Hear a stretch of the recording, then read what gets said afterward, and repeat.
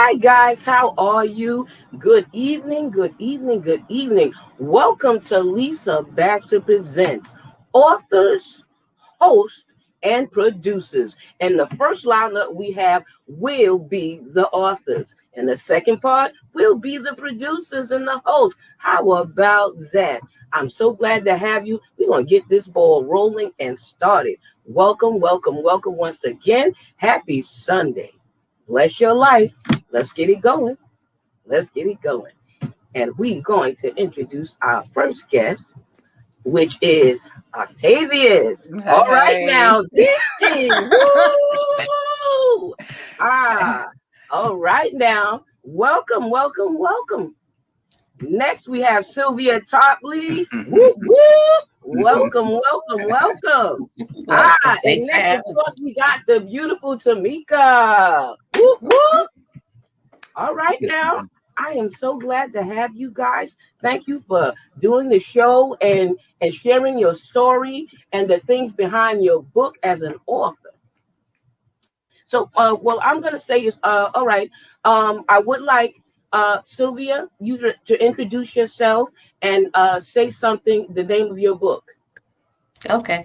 Hello, everyone. My name is Sylvia Tarpley. I'm here in Greensboro, North Carolina, by way of Brooklyn, New York. And the name of my book is The Financial Freedom Prayer Journal, written by myself under the Debt Crusher. Fabulous. All right, now I ain't mad at you. All right, Tay Tay, you next. Hey y'all, it is I, Artavius VZ, and I am uh this happens every time. I'm an entrepreneur, author, artist, and mentor. And for my author, I have my book, which is called Becoming a Living Testimony. All right, now that's what I'm talking about. Testify, y'all. You're next, Tamika. I heard something about that book now. Yes. Hi, everyone. My name is Tamika Chambliss from Memphis, Tennessee. I am a mother. I'm a breast cancer survivor. I'm a content creator, filmmaker, and a published author. The name of my book is Pink Hope and the Hope Leaders. Yeah, it's about a female breast cancer superhero. Wow, that's what I'm talking about. We need some heroes in our life, don't we? Oh yeah. Yes. That's right. That's right. That's what I'm talking about. I won't say stick the chest out, but since it's a surviving thing, stick it out with pride. You know what I'm saying? Stick it out with pride. You know what I mean? It's a beautiful thing to have that type of courage. And thank you for writing the book. Thank you all for writing your books. And I know that it contributes to so many people. You know, well, myself, it, I'm an author as well. Through the Eyes of a Dialysis Patient Yeah. and Melody Takes Dialysis to Show and Tell are my books. And All right. I was glad to have written those books. So we all in good company. How about that? Okay. Yes. Yes, indeed. Woo! Okay. Now, what I want to ask you guys first, and you know the order to answer these questions. I know you do. Um, did you think you would be an author or write a book?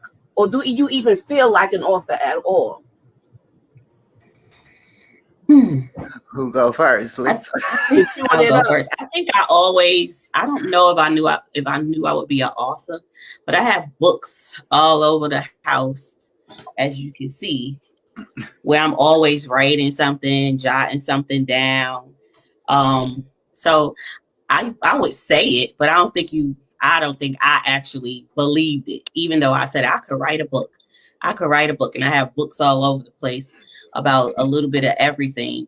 Um, but it's surreal to me that I actually did it. Um, but yeah, that's just my take on it. I think I knew it, but I don't know if I totally believed it. Yeah. And Yeah.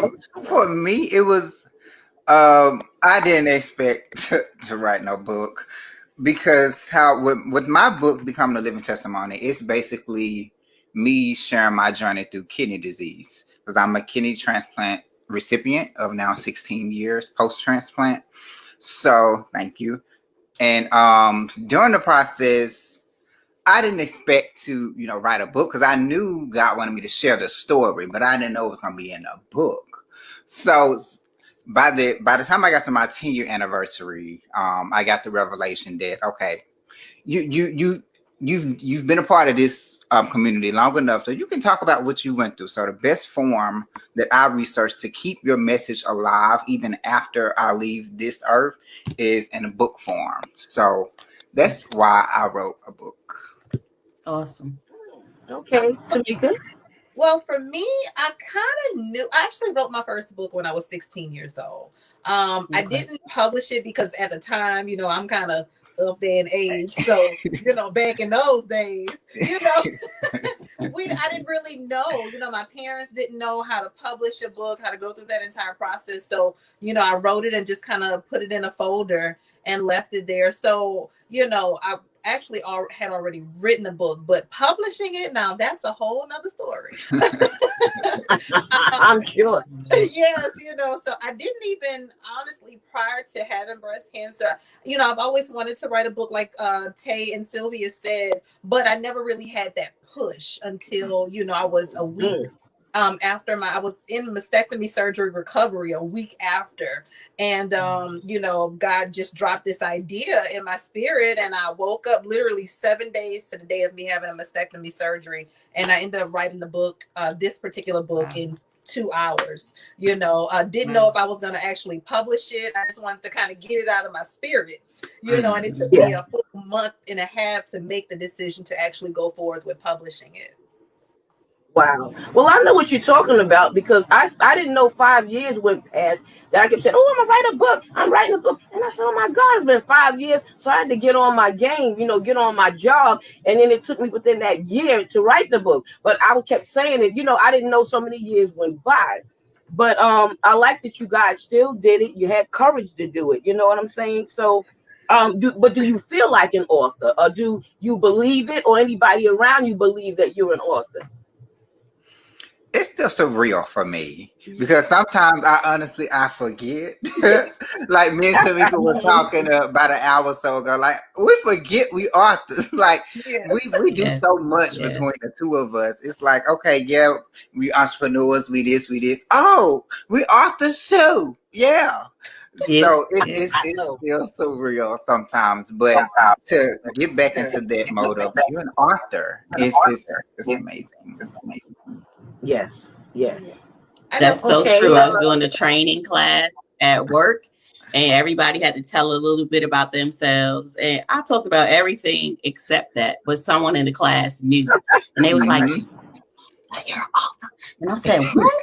I said, oh, yeah, I'm an author too. I Yeah. do that every time. Every time. Like you You don't do know, right? forget. Just like you don't know. What I'm about like, you, that's why it's Tamika? good to have those friends that know you. Because Yes. a lot of times I do Yeah. interviews, Tamika is watch you like, yep, you got a podcast. Yep, you got a magazine. Yep, you got Right. a book. I'm like, see all of that. See, I do a lot. Yeah. Mm-hmm. Yeah, because sometimes the list be Yeah. like, yay long. I ain't mad at you. I know that's right. Mm-hmm. Tell that story. What you say about it, Tamika? Yeah, I mean, I agree with the other published authors as well. Like Tay said, we were literally talking an hour ago, and I told him, I said, there are so many times I completely forget that I wrote a book. Just with life happens, and all of us kind of have to pick up where we are. And until we're Yeah. reminded of that, sometimes it's just you kind of just push it to the back. But at the end of the day, honey, whether we forget or not, we are published authors, and that is Yes. Yes. Yes. Yeah, recognition. it's a good thing. Yes, ma'am. It's a very Yes. good thing. I mean, I went to see my sister at the hospital, and I always talk about social work, this and that, helping people, advocacy. And so she looked over and said, she's an author. So I threw it off of me and threw it back on her. I said, no, she's an author. My sister really writes good. I write the way I talk, but she's has a doctorate degree and everything like that. So, but she didn't want me to play it down. So I felt really proud. I'm like, you called me an author, you know. I felt big time. You know what I'm saying? Right. So, It does you know, something. what was the hardest part writing your book? What would you say the most difficult or hardest part of writing your book? Mm. Tamika, I'm gonna mess with you this time first. Okay. The hardest part for me was the fact that I was actually going through breast cancer recovery at the time. And when God gave me the idea, I was like, okay, Lord, I literally just had a mastectomy, and I'm like, you want me to sit here and write a book? I'm already crying every day. I'm in pain. I got tubes coming all out of On me it. and everything. Mhm. And one of the things is that I learned is that a lot of times when we're at our lowest of lowest, that's when our creativity is heightened. God uses those moments of Mhm. valley, to really Absolutely. equipped us to be able to write or say or preach or teach or film, whatever it is, for that season. And so the toughest part for me was getting past my own emotional struggles and Mhm. seeing the Yeah. vision, because a lot of times we get so wrapped up in our own pain that we don't see the vision or the gift that God has placed before us. And so the gift in my pain was this book, and so I just really had to push past the pain to see the gift. Ooh, that's good. Wow. Woo! That's what I'm talking about. You ain't never lied. I know that's the truth. You think about it, and I thought about getting a kidney, doing 12 years of dialysis and stuff like that, turning dark and everything like that. Had to go through all the changes, so I had to write about that because I kept running into people that refused to take dialysis or was scared to take it, or they just wouldn't didn't want to deal with it. So I was traveling all around the world, but I said, well, if I wrote the book, places I might not go to, the book can go there. So you just be trying to think of all kind of stuff because you know what you're dealing with yourself, and then you were in there in the center with other people dealing with stuff, and you pick up and y'all talking stuff. What's your take on it, Tay? Mine was a little bit That's true. self-centered to a degree. I struggled with comparison Mm, earlier in my life, Mhm. and writing a book was one of those things where I was like, this don't sound like all of the other books that I've written, or not written, but I've read.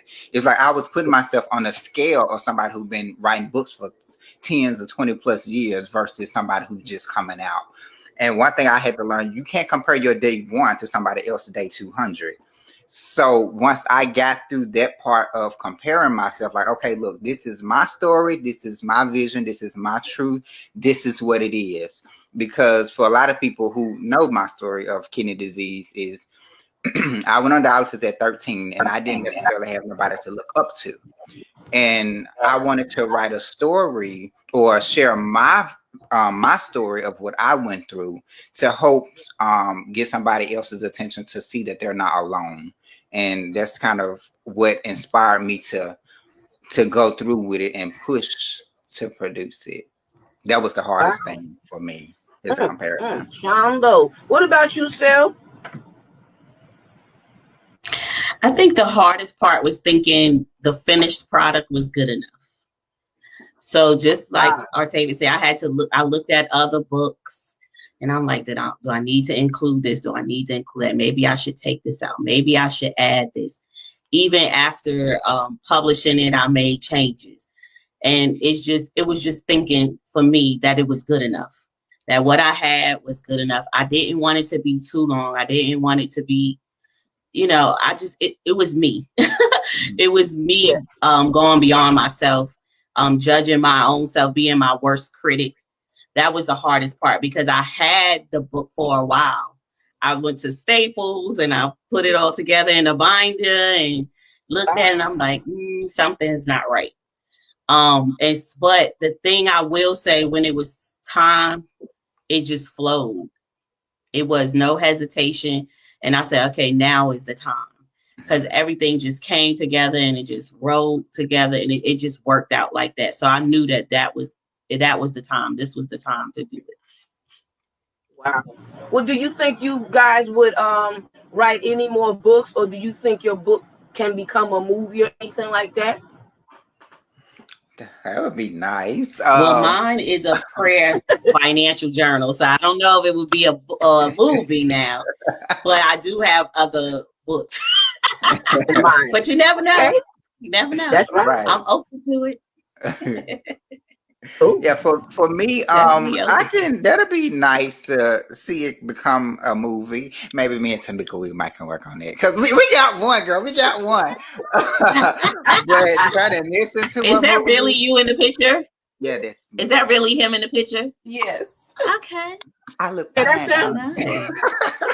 Yeah. But yeah, so I would definitely love. It would be nice to see the book turn into a movie. I would like to see who will play me because you got to be bad if you're gonna play me. But yes, I would love to see it a movie, and I have I think two more books that I'm working on that I have in the works. I wanted to do something on becoming a better version of you, and something about my sexuality. So I definitely want to do something to help those people in that perspective. Okay. Okay. Wow. Um, We getting a lot of views and a lot of Nice. talks there. And yeah, Tamika, what would you say in reference to that, sweetheart? well, my book is so to answer the question, yes, I do want to turn my book into an animated series because it is the focal character is a black female superhero who defeats breast cancer, and so Yeah. I definitely want to be able to turn it into an animated series, not only for kids because I have 3 kids, so going through breast cancer was very tough for me. I couldn't even say the words to my kids, and so me sharing my breast cancer Mm. journey to them, I wrote the book and then I let them read it. And that was my avenue of explaining to them about breast cancer without inciting fear within them. And so I would love to be able to turn my book into an animated series for mothers that are going through breast cancer to be able to explain their diagnosis and their journey to their children. I know I would. Yeah, That's I know what you're talking about. I mean, one of my books is a children's book, but I have other children's books. I've written 7 books. I didn't even know about the other one. I found it in the house. I said, "Oh my God, I forgot all about that book." I didn't even, but I only got a chance to do 2, and I wanted to do the rest. But it takes money with self-publishing and stuff like that. But I'm working on all of that. Just like you guys are doing. If you had to Mhm. give a tip to a person out there trying to write a book or written a book, what is it that you would say, starting with Tamika? Do it. Like just do it. That's the only tip that I have for anyone. Like Artavius and Sylvia said, don't compare yourself to anyone. You can't, like Tay said, you cannot compare your day 1 to someone else's day 20. Start where you are. Just do it. Get started. Get you an editor. If you're writing a children's book, find you a great illustrator. Build you a team if you can around your vision. And if you can't build a team around your vision, be your own team. But the most important thing is just to simply get started and get it done. absolutely. Wow, I'm loving that. Next, come I on would here, Sil. say, Okay, okay, Miss Tay. Silva, go ahead. What? No, I anybody know. else Okay. will go. I would just say, like I tell my supporters all the time, always believe in yourself. Because one thing I had to understand along my journey is nobody can tell your story better than you. Yes. So however you want to write it. Don't. I would say the first draft, just write it all the way through. Don't worry about editing. Don't worry. Just write it. Get it out. And then when you get back to the second draft or third draft, then you go through and edit and all of that. But just get it out. Don't worry about nothing. Just get it out and believe in yourself because somebody needs to hear your story from your perspective. Yes. Absolutely. Amen. All right, Absolutely. Sylvia. Mine would be to trust yourself. Just trust Mm. your work. Trust what you've done. That it may not touch this person, but it's going to touch about 3 people over here. Because what my we do the little vision boards, and I had a number of people that I wanted to reach. And every year I had to reach this amount of families. And then COVID happened. And Mhm. then my prayer was, God, how do I reach people outside of my circle, outside of my city limits? Take me outside of my city limits. What Mhm. other way than virtual? So I started YouTube. And then I started this, virtual classes. And then I threw in the journal. I mean, I could reach my number. If I'm consistent and God blow on that thing, I could reach that number and beyond. And so I just trust yourself. Trust that what God has given you is more than enough, and just do it. Yes. I'm loving that. Boy, you guys are fantastic. I can't get over this. I should have been did this show, but I guess it was time for me to do it while the day Now that is the I'm time. doing it. You know, where can they get your book? Any of you, where can they get your book before I call on the producers? They backstage are waiting. Okay, For me, you can you can find. get. Okay. We do it every time, I girl. Go ahead, Miss know. Sylvia. You could Y'all go. You making could me go. Go laugh. ahead. I should have been calling names. This is like school. Bam. The school bell. Ding, ding, ding, ding, ding. Go ahead. So you can get mine. Either you can message me on Facebook with Artavius VZ, or you can go to my website, artaviusvz.com, or you can search my name at Amazon.com, Walmart, Target, or Barnes and Noble, and it will come up. Hey. Okay. Excellent. Excellent. Miss Sylvia. You can find the Financial Freedom Planner on Amazon, on Instagram, debt_crusher, or my website, thedebtcrusher.org. Ah, yes. And for Tamika. me, you can find my book, Pink Hope and the Hope Leaders, on my website at www.hoperulestheworld.com. And again, that is www.hoperulestheworld.com. Or you can find us on Instagram, Pink Hope _heroes. Also on Facebook, Pink Hope _heroes. So you can reach out to me on of those platforms and we'll be able to get your book to you, and you can also find it on my production company's website, http://blackbox901.com. So on either one of those, and if you can't find it there, honey, find me on Facebook, Instagram, TikTok, LinkedIn, Snapchat, all Wow. under the same name, Tamika Chambliss. Wow. I'm almost scared to say mine. Y'all got a whole lot of stuff.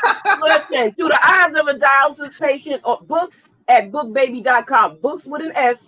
All right. Melzy takes dialysis to show and tell. Amazon and Barnes and Nobles and Ex Librias. Bam. There that go. I ain't mad at none of y'all. I'm very proud of y'all. Y'all keep doing what y'all doing. And keeping on. I'm glad for you and I appreciate you. Sylvia, you stay there. Goodbye, Mr. Tay. I love you. And Thank you goodbye, so Thank Miss you. Tamika. much. Nice I was meeting so glad to y'all. meet you. Y'all fabulous. All right. Thank See y'all. I you. better change. I better change the page. Dun dun dun dun dun. Well, that's tonight. The other one. All right. All right. Okay, now we're gonna go with the producers. All right. So Miss Sylvia is also a producer. Yes, she is. She got the Debt Crusher. Child, I had her on the Lisa Baxter show. She done tore things up, and then she have all her stuff on her own stuff. You know what I mean? On YouTube and everything. I ain't mad at her. Bring it. Now, after I supposed to, let me see. Tamika Gaines. Tamika Gaines is a host, and she does a lot of raising awareness with kidney disease. She said it was hidden, and that's why she does it. So I am calling Tamika Gaines to be on, and Uncle Jim Myers is my other person. Uncle Jim Myers. Hi, Jim. Uh-oh. What's going on? We got Uncle Jim Myers tonight. Yep. We got Jared A. Brown. Yes, we do. Hi, Uncle Jim. Welcome, welcome. Hi, Lisa. Hi, Sylvia. How are you guys? Hello, good and you. Alive and kicking. Alive and kicking. Glad to have you, Mr. Thank you Host for having me. Producer. Come on and bring it. Come on and bring it. Next we have Jared A. Brown and we have Mr. Juan Bravo. Hello. Hello, Hello. Juan. How are you? I'm doing well. Welcome. Welcome to the Lisa Baxter Presents Authors, Hosts, and Producers. That's right. And don't forget to put information that you want in the chat. You could do it now or you could do it after the show or once you view it for yourselves. Okay, we're waiting for Tamika and Jared A. Brown. Tamika and Jared A. Brown. I knew Tamika was traveling, and she said she would get back on time, so maybe she did not. But at least we wanted to have her. She was part of doing things with urban health. She was one of the key people that worked on urban health with Mr. Belcher, Nurse Belcher, and she does a lot of other things, kidney matters and stuff like that. So she's a tech, a dialysis tech as well. So I wanted you to know something about her if she doesn't make it on the show. So I'm calling again Jared A. Brown. He's an expert with all of this stuff. So I hope nobody is trying to text me or call me or anything because I told him the show would be in process. We're going to move on. And I don't see anything or hear anything. I did put it on mute, but I'm not seeing nothing blinking. How about that? Well, anyway, ha ha ha. Anyway, what I wanted to do is I want you, Juan, introduce yourself and tell them about your podcast. Well, first and foremost, I want to thank you so much for having me on the show. It is a true honor. So I'm Juan Bravo. I work for the New York State Assembly by day, but by night, I am the host and creator of the Super Organic podcast. It's an idea that I came up with on my own, but once I presented the idea to some friends of mine, it began to grow. I didn't have a name at that time, but I just had the idea of doing this podcast, and it was really born out of the idea that I really like talking to people. I really find enjoyment in it, and I think having conversations, honest and open conversations, is something that's missing. Technology sometimes can be isolating, and I was just wanting to find a way to bring people together. So having just great conversations with all different kinds of people. So that's really where my idea came from. Wow. Well, that's impressive. That's good to know and good to hear. You know, I notice when we do things, we got to care about people or have a reason for doing what we do and a passion for it. What about you, Uncle Jim? Hello, everybody. I'm Uncle Jim Myers. I'm from Hammond, Indiana. I'm a 41-year plus PKD patient. I was diagnosed when I was 25. I went on dialysis when I was 58, and I was transplanted at 62 and recently celebrated my 5th-year kidney anniversary. I do the kidney. Thank you. I do the Kidney Stories 2 show on the Urban Media Outreach Network.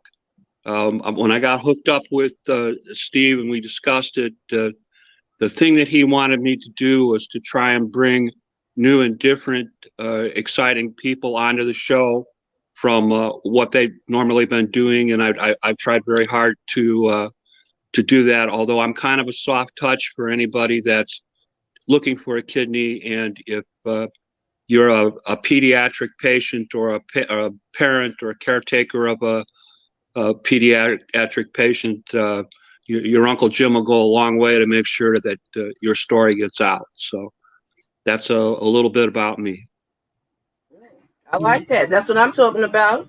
Mrs. Tarpley, Sylvia. Hello, everyone. My name is Sylvia, and by day I'm a postal employee. But I started my YouTube channel under the Debt Crusher because I teach people how to reverse out of bad debt, increase their credit scores, and create a savings plan. And people would always say I would have Debt Crusher boot camps in my city of Greensboro, North Carolina. And then when people would say, I wish you were in my city. I wish you were in my city. And so I just used the YouTube platform to make videos of common questions, or if there's new rules and regulations that come out pertaining to credit. Then I make a video about it, just to reach people outside of my circle, outside of my city limits. And that's pretty much it. Wow. Wow. Well, that's what I'm talking about, you know? That's what I'm talking about. I mean, you could be like Superman. He was something by day and he was something else out by night. So I'm not mad at y'all. You got double and triple roles there. You know what I'm trying to say? Yeah. How hard is it hosting, and how hard is it to get people to come on the show?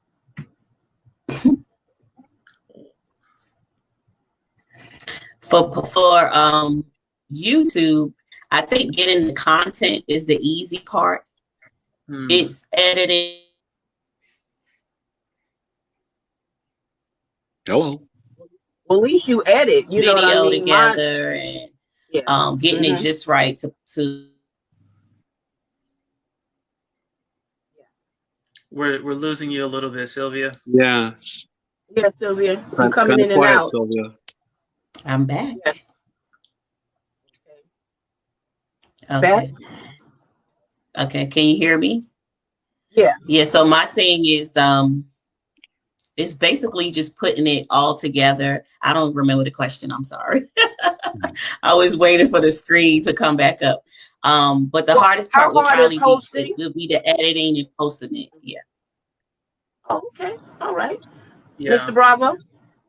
Yes. I'd have to agree with Sylvia.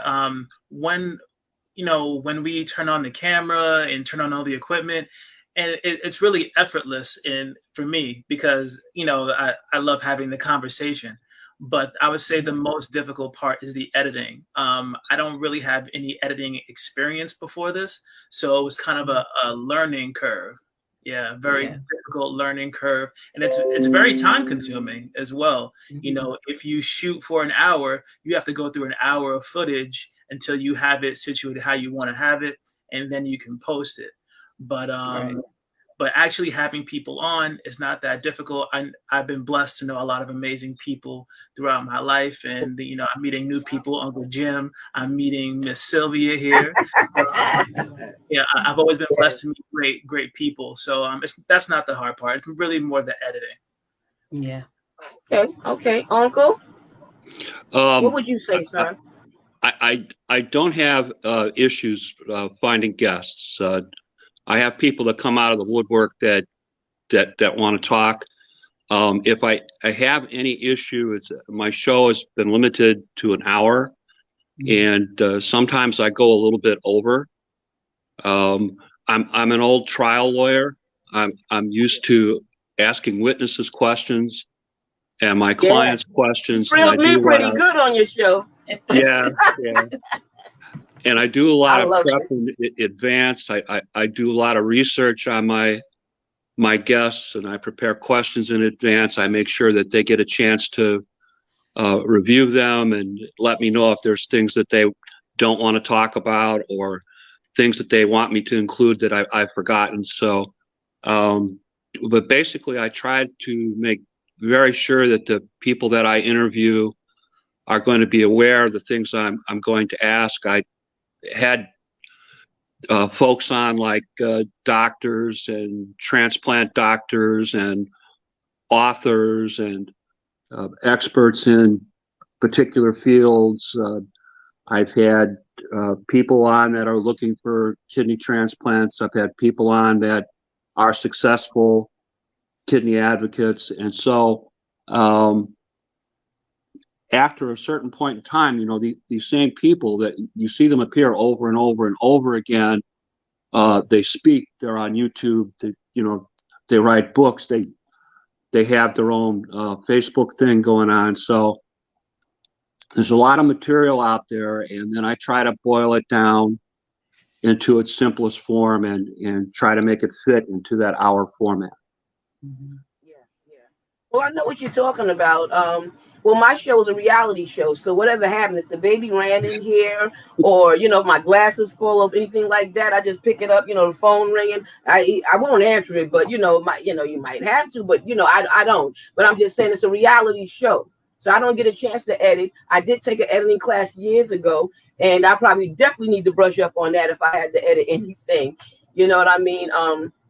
it meant a lot to me to do a show and do a show for 12 long years. And I tell you, I used to love being in the people's face because I went to their house, I went to the restaurant, wherever they wanted to be at. If it was their office, I went to their office, and practically, well, I didn't have a mic, but if I had one, it'd be in their face. You know what I mean? Nicely in their face, kind of thing. But I said that to say this too. I wanted people to see the different people's story.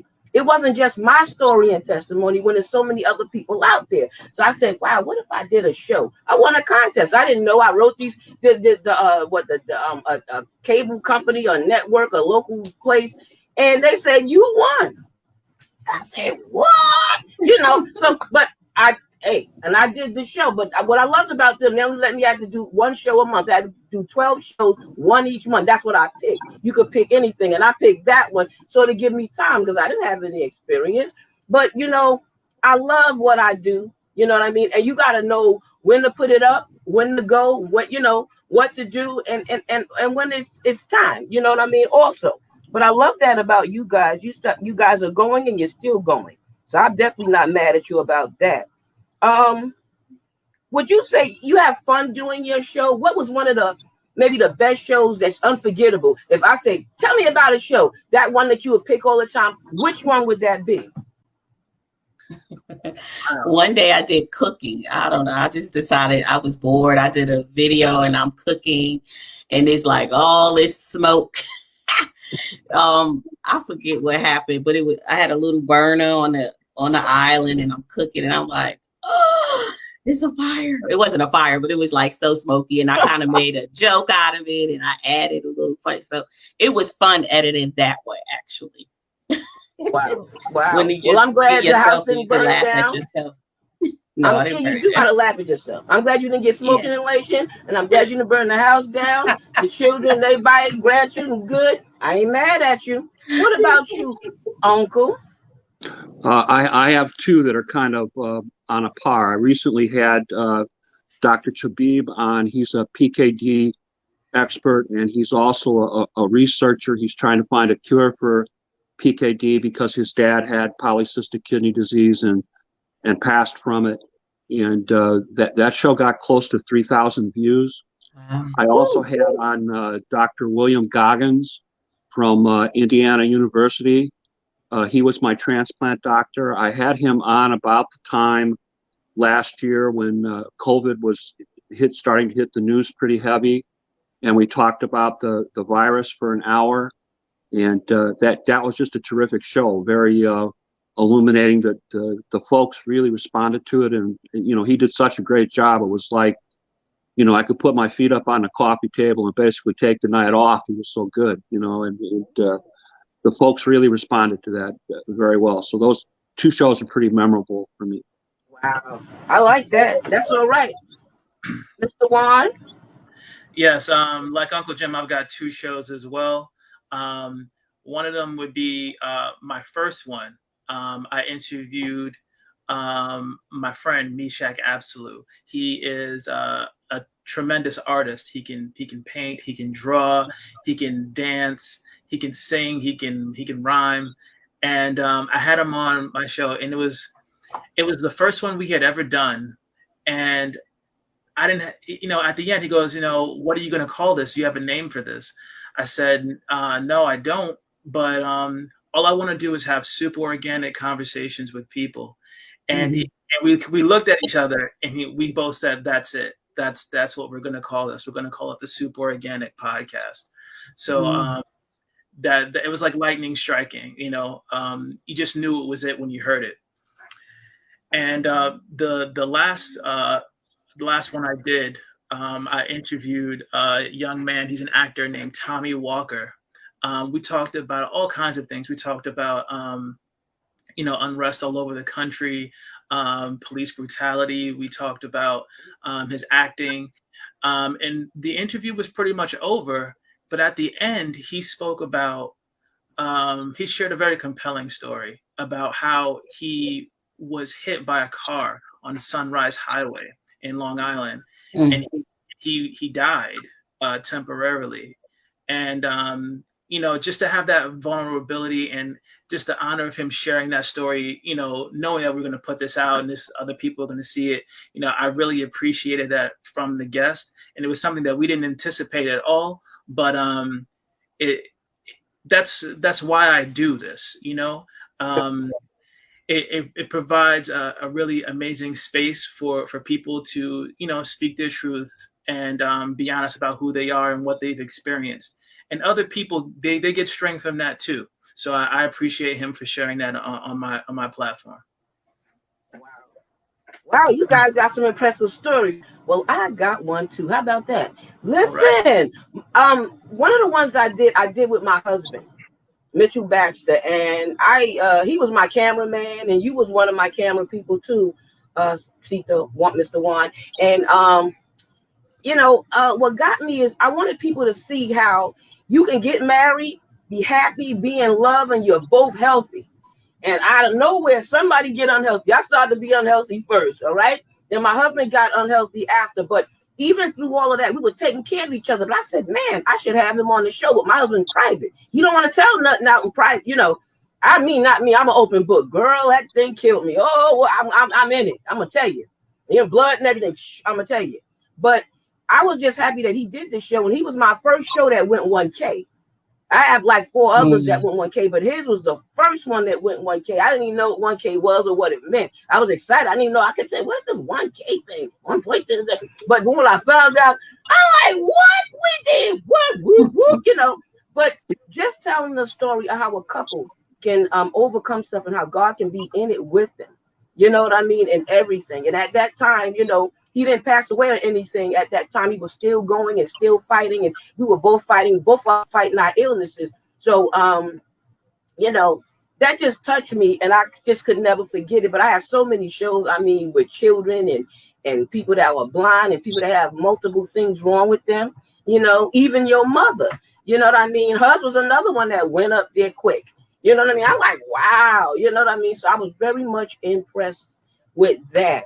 You know what I'm saying? So you always get a show that touch you, a show that may bring tears in your eyes, a show that you always don't mind talking about, or it rolls right off of your tongue kind of thing.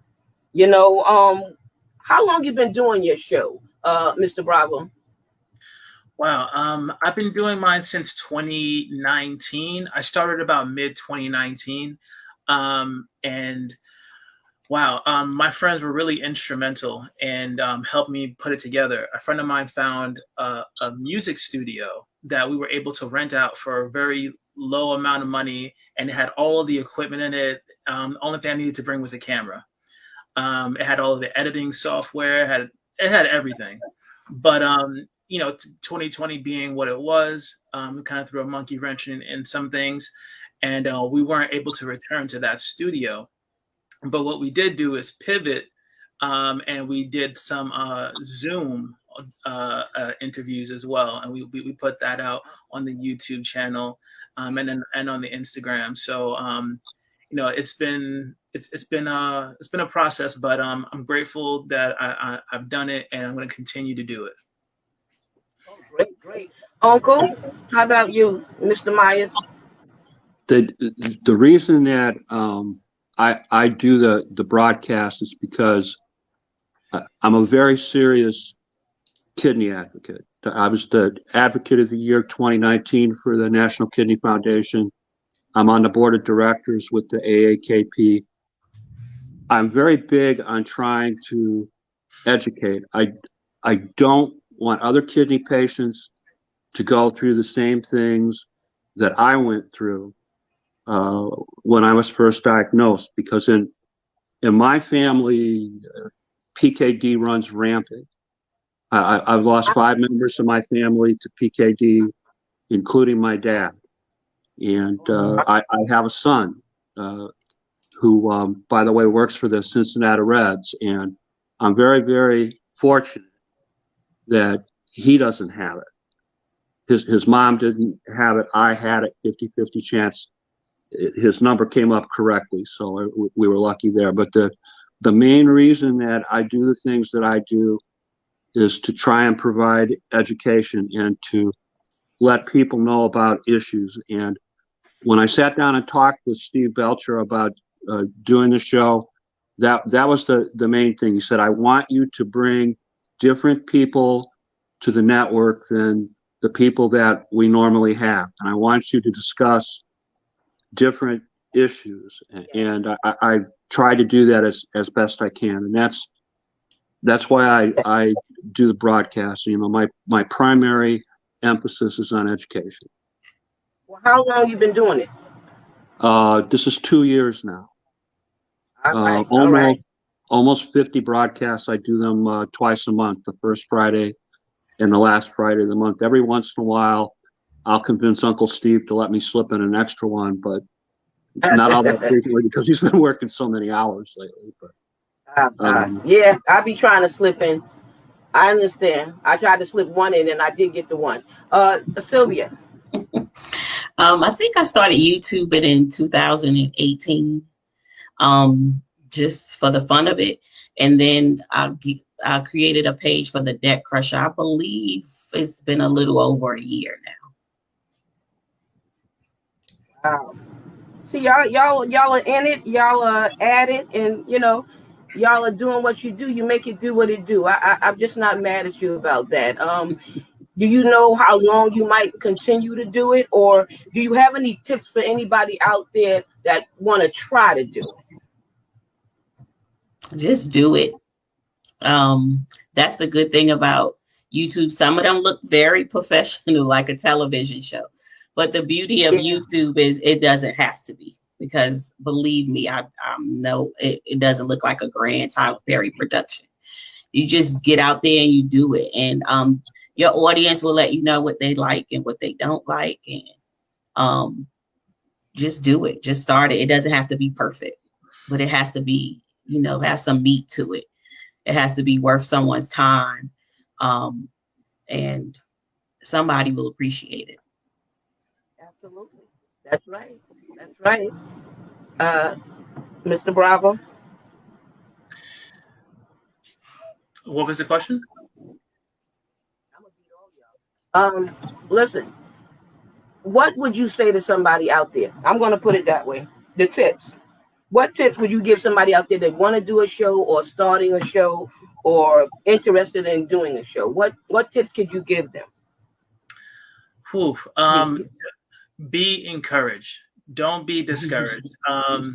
It can be arduous sometimes. It can be tough, but don't give up and have fun with it. It's about enjoying the experience. You don't want to have this idea and it feels like a chore to do it. Have fun with it. You'd be surprised. There's so many people out there who are willing to give you tips and help you and help you along in your journey. There's so many free options that you can do, free editing tools. YouTube is a great resource for learning. You can YouTube almost anything, and you can learn from whatever you search on YouTube. So utilizing things like that, be encouraged and have fun with it. Absolutely. Miss Sylvia? I would tell a young person. Sorry, Uncle. I'm sorry. Yeah, I'm in Uncle. Am I stepping on you? I'm sorry. I'm tired. I'm sorry. I'm sorry. I would tell a young person or some person that wants to start to do a broadcast like this to please do it. To please get out there and tell your story and share your experiences. To try and let other people know what goes on with your particular interest or your particular issue. As a kidney advocate, one of the reasons that we do the things that we do is because we're kind of like Pied Pipers. I have to be honest with myself. I'm 67 years old. I'm knocking on the door to 70. I'm not going to be around, forever. One of the things that I have to understand, and some of my older advocate friends have to understand, is that we have to bring other people along so that the advocacy continues, that the word gets out, that has issues change, has presentations change, has types of social media change.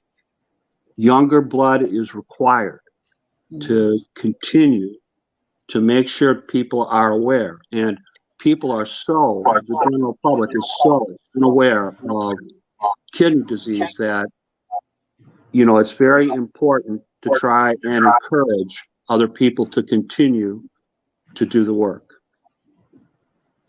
Well, thank you. All right then. Sylvia, Uncle Jim told us when his show is posted and comes on and how many times he does it. What about you and what about you, Juan?